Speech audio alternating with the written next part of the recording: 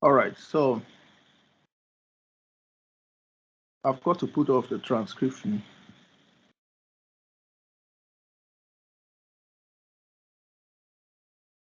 Okay, no, so now the transcription has stopped. Next, I need to find out if you guys can see the slides. Can you guys see the slides? Yes, sir, we can see. Okay, great. So switch off your mics and we begin. All right. So today we are looking at other polemic tricks and rhetorical ploys.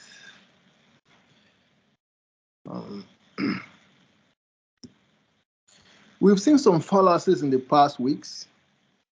Examples, we saw some fallacies of meaning when we discussed vagueness, ambiguity, and equivocation. We saw formal fallacies, fallacies of denying the antecedent, affirming the consequent, the hypothetical fallacies. And then just last week, we saw some causal fallacies. So now we're going to look at some of the categories of fallacies. We call them polemic tricks and rhetorical ploys. When an argument is neither deductive nor inductive, when an argument is neither deductive nor inductive, it is simply rhetoric or rhetorical reasoning. We had said there are two main forms of reasoning, deductive and inductive reasoning. And both of them are the two main types of arguments. Anything outside the two is simply rhetoric or rhetorical reasoning. Now, if speech is designed to make believe there is legitimate basis for dissent, if a speech is designed to make you believe there is a legitimate basis for dissent but provides no such basis, then it is just a polemic trick.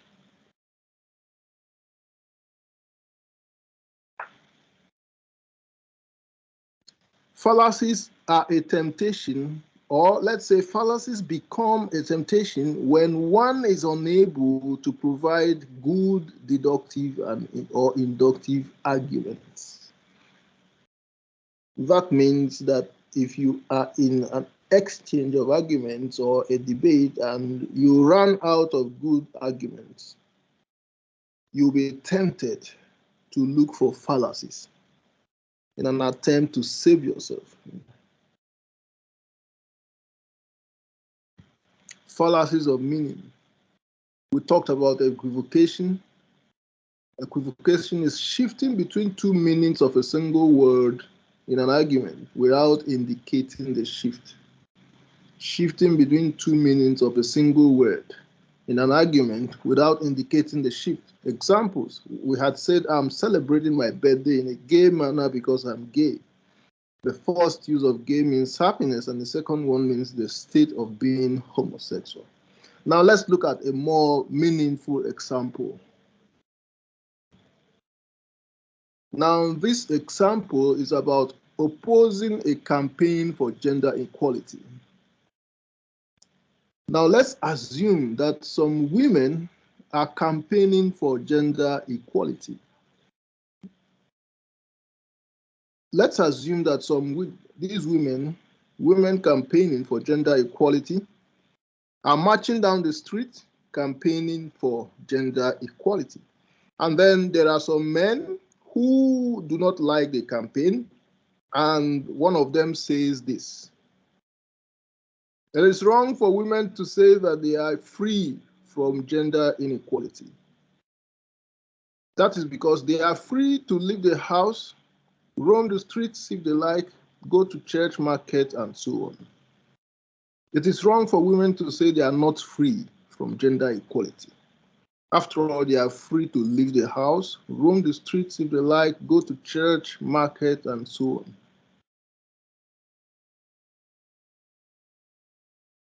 Now you can see that there are two sentences in this argument. The first one seems to be the conclusion, and then the second one is the premises, providing support for the conclusion.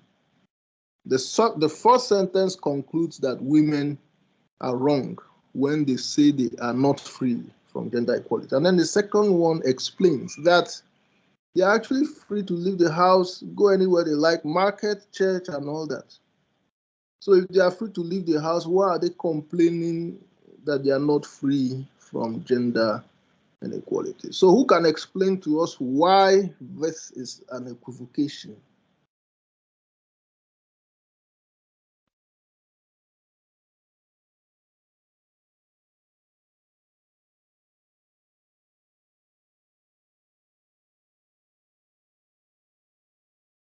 So if you want to explain, you can do so by raising your hand.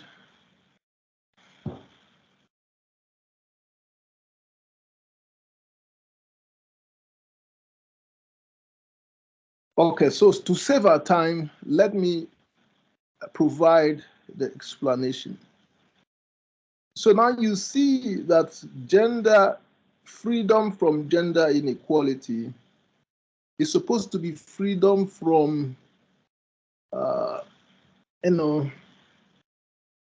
the dominance and discrimination by men. Dominance and discrimination by men. And then freedom to go to the house, roam the streets, go to market is supposed to be what we call physical freedom. So the question is whether physical freedom and freedom from gender inequality are the same. So are they the same? Is freedom from gender inequality just the same as the freedom to go to different places, different locations?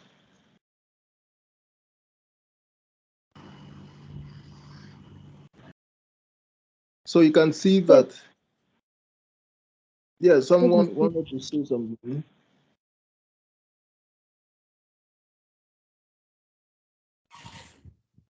Please, I can't hear anything. Yeah, but people told me they can hear. So check your device.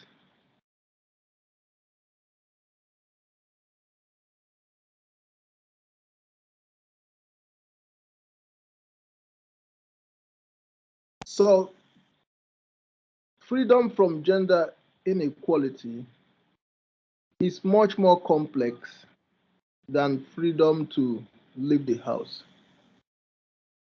A woman can leave the house, go to market, church, and so on, but she is not free from gender inequality.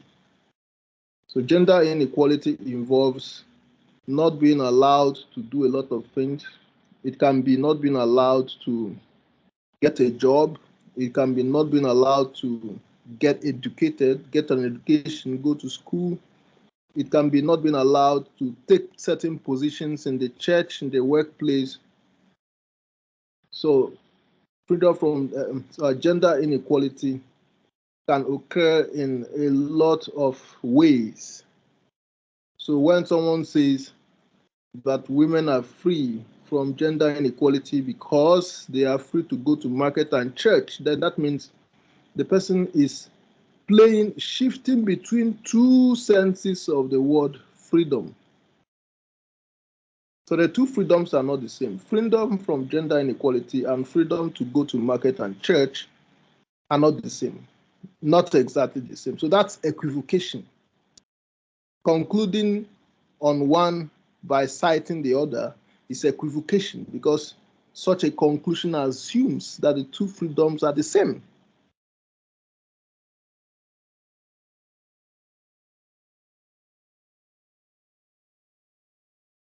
So let's look at some other fallacies. Secularity, or begging the question. When we treated meaning, we said secularity is to define something by repeating it. So when we're treating meaning, or rather definition, secularity in definition is to define something by repeating it. That is to repeat the definiendum in the definiens. Now, we also have secularity in argument. Now, secularity in argument is not about definiendum and definiens. It is about defending something by repeating it. That is, repeating a conclusion as a premise. So, in definition, secularity is to repeat a definiendum as a definiens, but in argument, secularity is to repeat a conclusion as a premise. Defending something by repeating it or restating a conclusion as a premise. Example, God exists. How do you know that God exists? Because the Bible says so. How do you know that what the Bible says is true? Because the Bible is the word of God.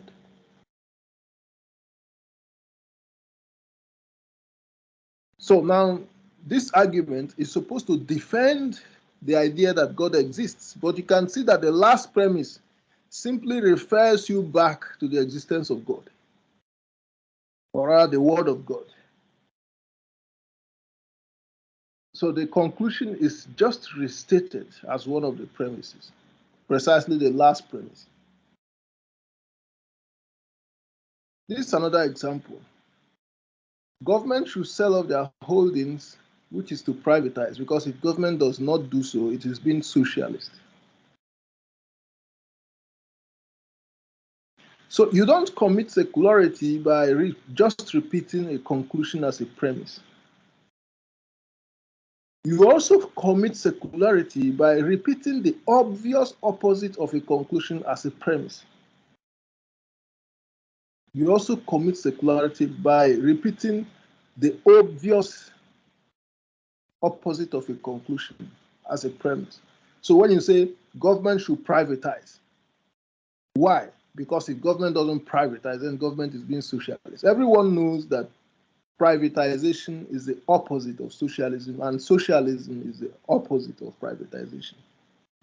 So when you say government should privatize, because if government doesn't privatize, then government is being social, that's secular. It's just by saying you need to stand up. And why should you stand up? Because if you don't stand up, then you are sitting down. That's secularity. Everyone knows a person is sitting down. So if you are telling someone who is sitting down that he should stand up, and people ask you, why do you want this guy to stand up? And then you say, oh, I want him to stand up because if he's not standing up, he's sitting down. That's secularity. People will be confused looking at you. They will be wondering whether you are okay, you know. So presenting the obvious opposite of a conclusion or claim is also secularity.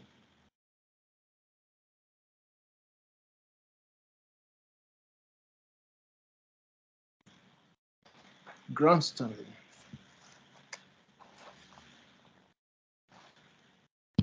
Grandstanding is also called appeal to the majority, masses, or to consensus.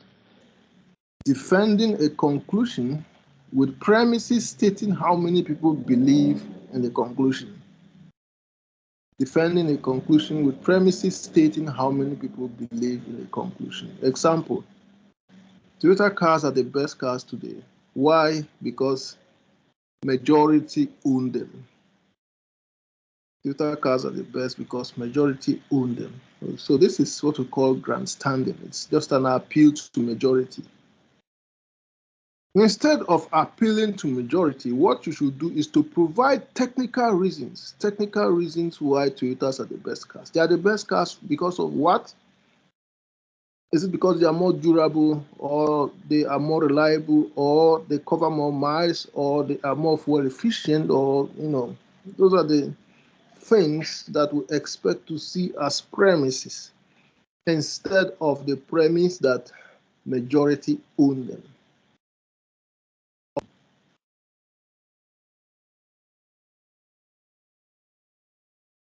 Another example, UFOs exist because majority of us now believe they exist. So that's an appeal to majority.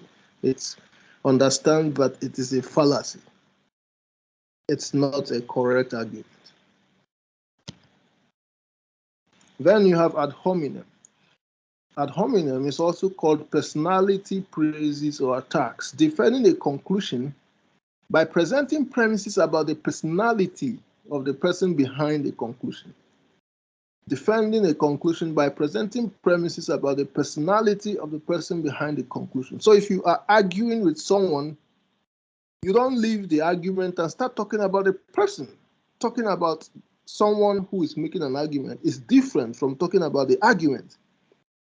In a debate or a disagreement, you need to focus on the argument, not the person making the argument. Once you leave the argument and begin talking about the person making the argument, especially he or her character or those things, and that you are committing a fallacy called ad hominem.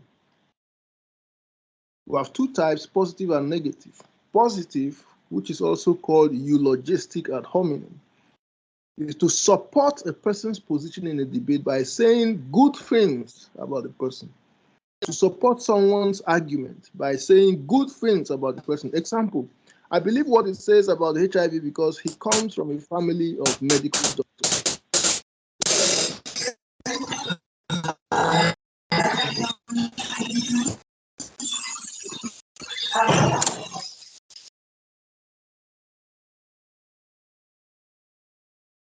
I believe what it says about the HIV because he comes from a family of medical doctors.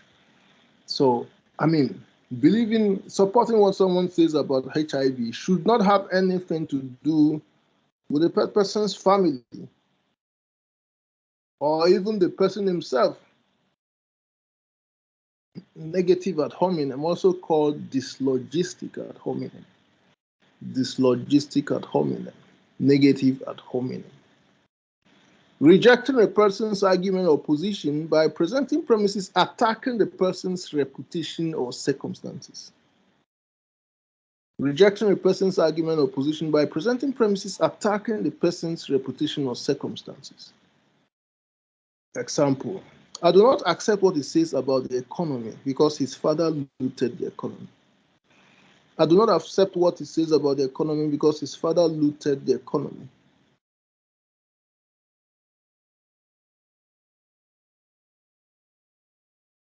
When Akufo-Addo wanted to contest for presidency in 2016, some people might have advanced this argument or, let's say, fallacy against him.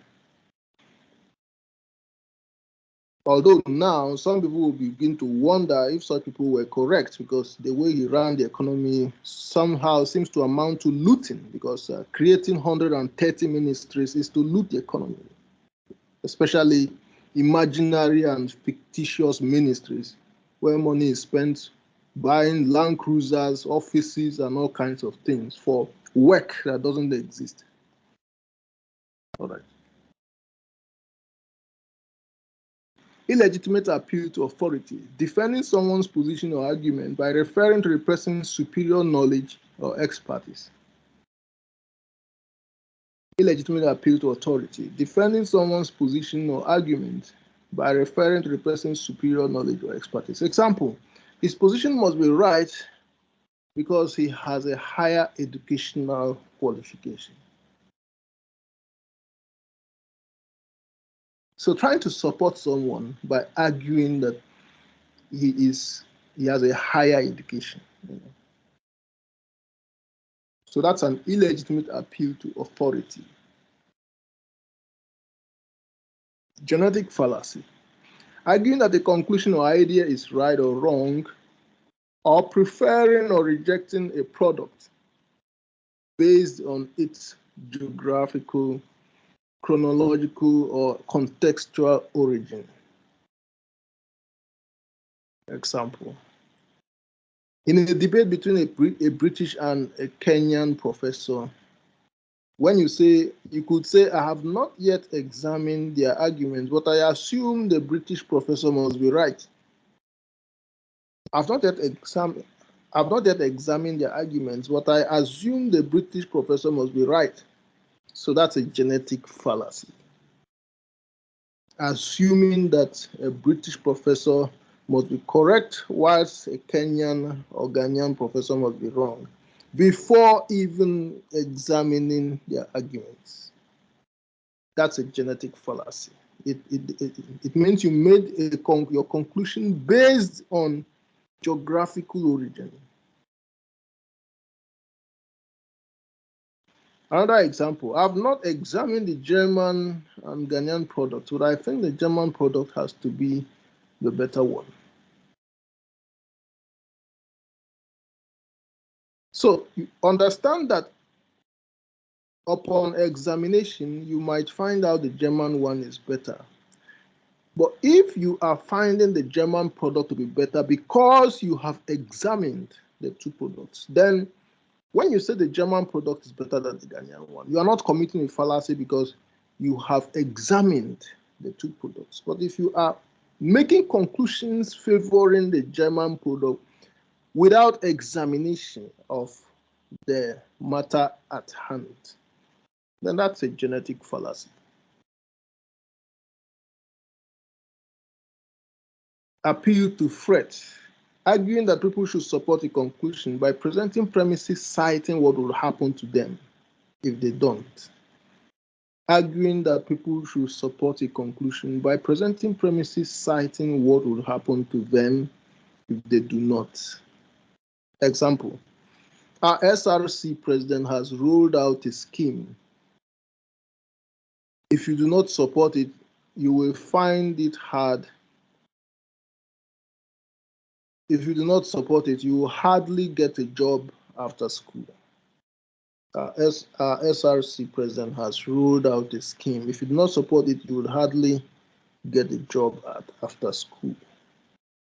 So that's an appeal to threat, citing what will happen to people if they do not support a certain position, argument, or idea.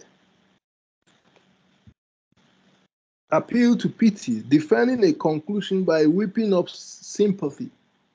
Examples, look at Gregory's injuries. He was injured by our neighbors, so we should go and deal with our neighbors. Look at Gregory's injuries. He was injured by our neighbors, so we should go and deal with our neighbors. Why is this a fallacy or an appeal to pity? It is a fallacy because you want to go and fight with your neighbors by simply appealing to Gregory's injuries. Now, much as appealing to Gregory's injuries seems an attractive argument, it is not a correct argument. You should rather be asking what led to those injuries. Why did Gregory sustain injuries? What if he was caught stealing or sleeping with someone's wife or even sleeping with the wife of the king of the town?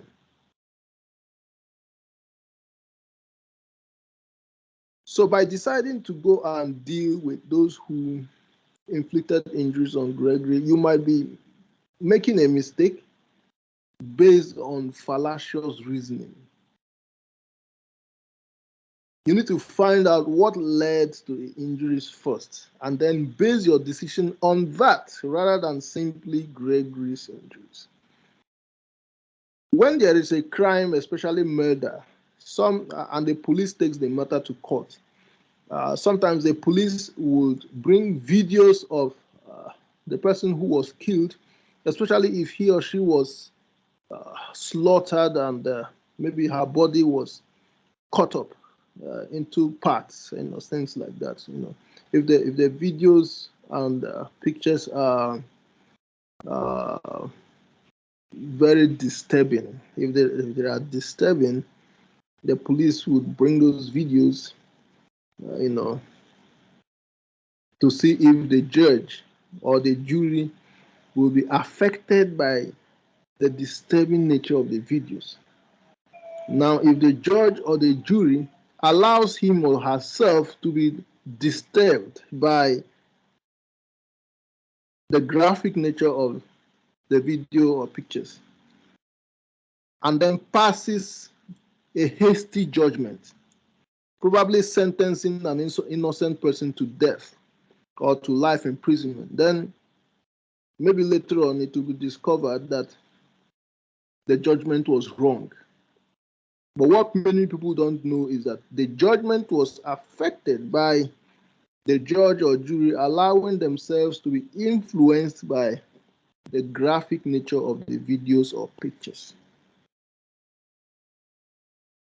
So, basing decisions on the graphic nature of injuries and all that stuff, it's fallacious reasoning.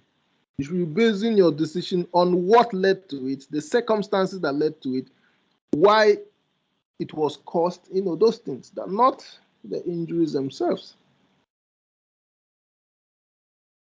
Second example, we should admit her into the program because although she did not pass, she is a quiet, peace-loving person and she just lost both her parents. So let's assume that when you were coming into the university, there is a student who did not make the cutoff point. And then someone is arguing, please, although she didn't make the cutoff point, please admit her into this university because she lost her parents. Now she's an orphan, and so on.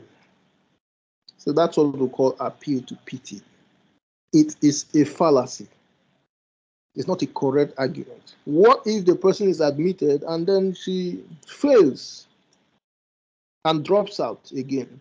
So that would be a waste of everyone's time. Or she graduates from the university and becomes an embarrassment to the society. Or graduates and is unable to do anything meaningful. Not everyone is qualified or should go to the university. Fallacies of manipulating the data. So these are what I call statistical fallacies. Fallacies of trying to manipulate statistics in misleading ways. We're going to look at 3 of them today. We'll leave the rest. First of all, we have what we call the fallacy of misplaced vividness. The fallacy of misplaced vividness. Deflecting attention from a general problem by focusing too much attention on a few particularly vivid and provocative cases. Deflecting attention from a general problem by focusing too much on a few particularly vivid and provocative cases. Example. It is not true that women are marginalized because Margaret Thatcher was a prime minister, Margaret Thatcher was the Chancellor of Germany. Sorry, Margaret Thatcher was the Prime Minister of the UK. Ellen Johnson was the President of Liberia. Angela Merkel was the Chancellor of Germany. It is not true that women are marginalized because these 3 women have become the presidents or leaders of their countries. Why is it a fallacy? Because it denies a general problem by hoisting up or providing or presenting 3 vivid cases of women who have become successful and broken the marginalization barrier.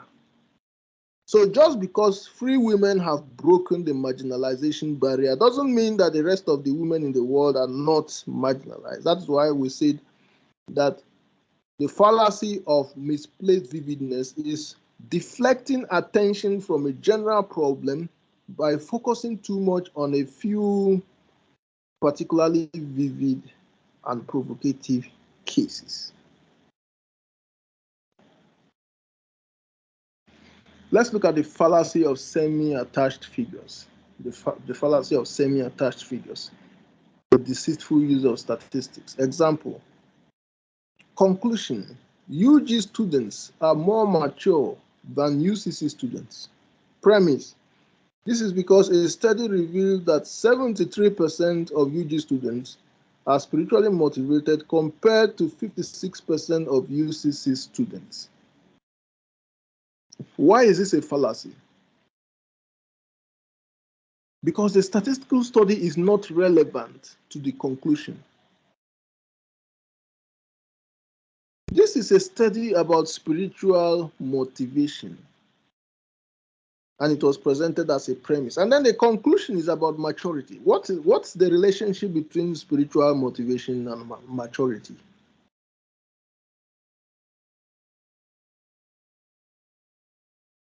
That is why we'll say you can see that the premise is not effectively attached or even attachable to the conclusion.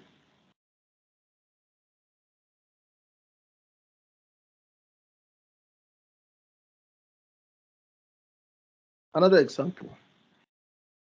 Conclusion. Being a Christian in the USA makes you more prone to promiscuity than other religions. Premise. Research in the USA shows that the greatest percentage of promiscuity is by Christians. Why is this a fallacy?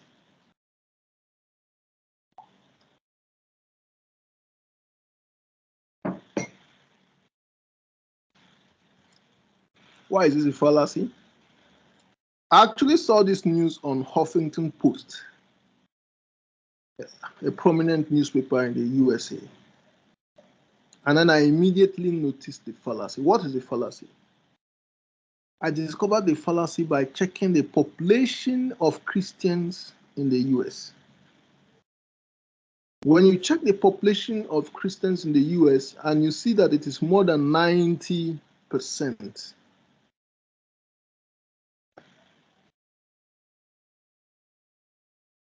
then it means that the study was not properly done.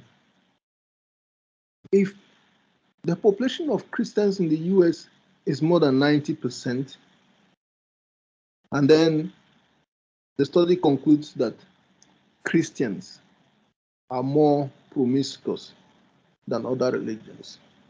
The conclusion is fallacious because Christians are already more than other religions. So by discovering that more Christians are more promiscuous than members of other religions, that it tallies with the proportion of Christians in the society. If Christians are 90% and other religions are 10%, and then you discover that 9 out of 10 promiscuous people are Christians. It just tallies with the proportion of Christians and others. And in fact, if Christians are 90% and other religions are 10%, and you discover that 8 out of 10 promiscuous people are Christians, 8 out of 10, then it means that the other religions, which number only 10%, are providing 20% of promiscuous persons. That would mean that the Christians are actually less promiscuous. If 8 out of 10 persons who are promiscuous are Christians, it means that Christians are actually less promiscuous. So the study was not done in tandem with the population of Christians. It just looked at the number of percentage of promiscuous persons who are Christians and said, oh, if 8 or 9 out of 10 promiscuous persons in the US are Christians, then it means that being a Christian makes you more prone to promiscuity. The study was fallacious. I wrote my objections in the comment section because I saw it as an online news. I wrote my objections in the comment section, and it attracted more than 2 million likes. In fact, for the next 2 weeks, I was fighting off Facebook friend requests.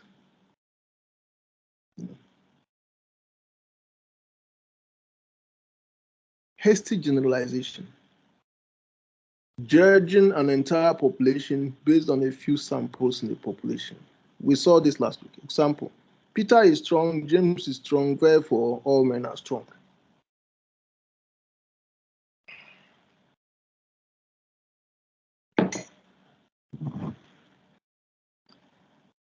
So concluding that all men are strong because 2 men are strong is a hasty generalization.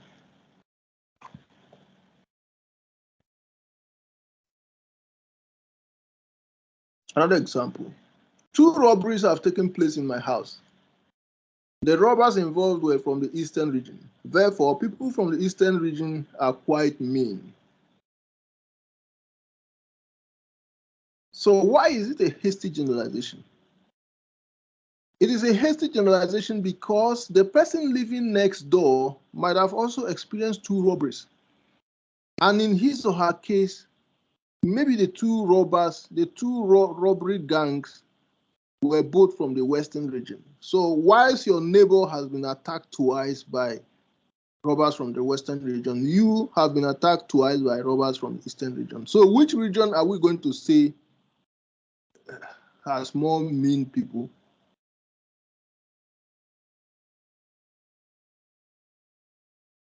So that's also another type of hasty generalization. Judging the whole eastern or western region based on two robbery gangs,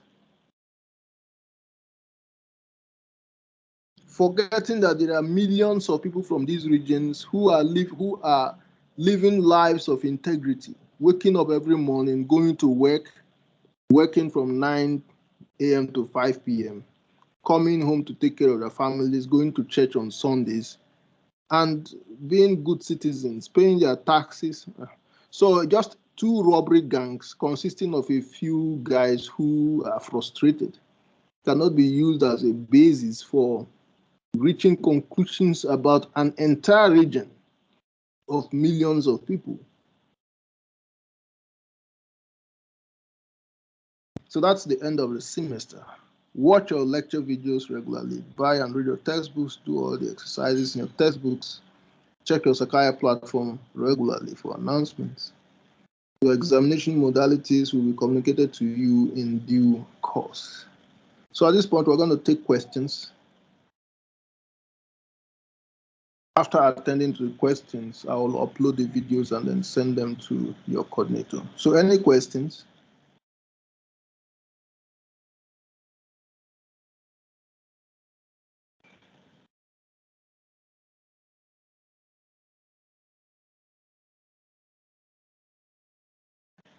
Roslyn at all? Yes, sir. So please, history generalizations, they sound like the inductive statement. Can you please clarify it for me? Inductive what?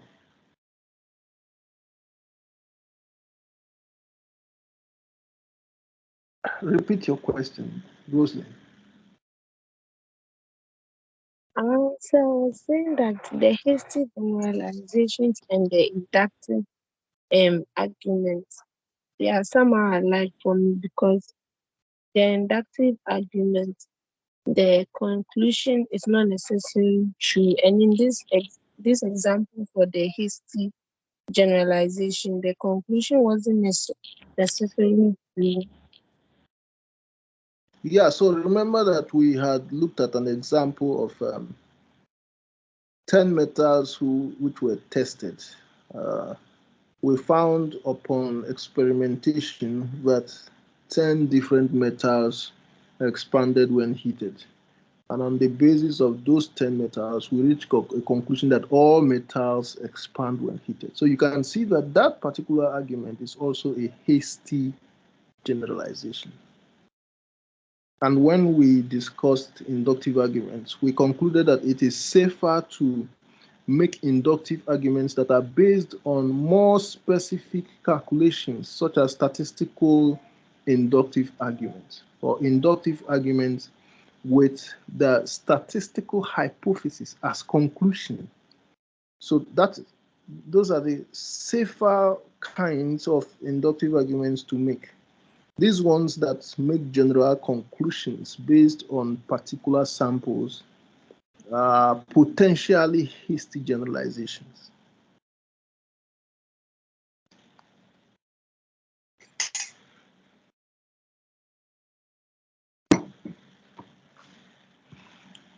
I hope that clarifies your. Yes, please.